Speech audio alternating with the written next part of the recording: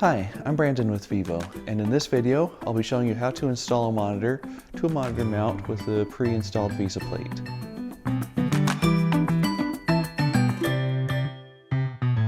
On some VESA plates, you'll notice that the top two holes have a slotted design for easier mounting. Also, sometimes the plate may be slightly twisted out of the box. This is perfectly fine though, as the plate has 360-degree rotation and can be straightened out later. To mount a monitor to a plate with this design, start by partially inserting two screws into the top two holes of the monitor.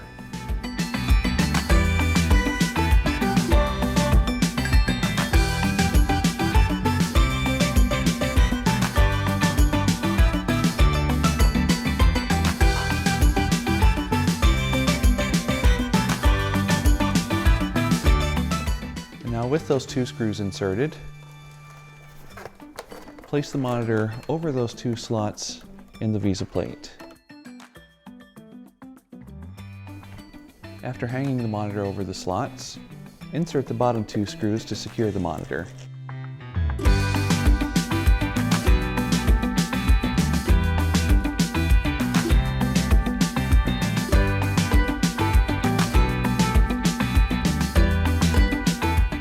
Then tighten the top two screws.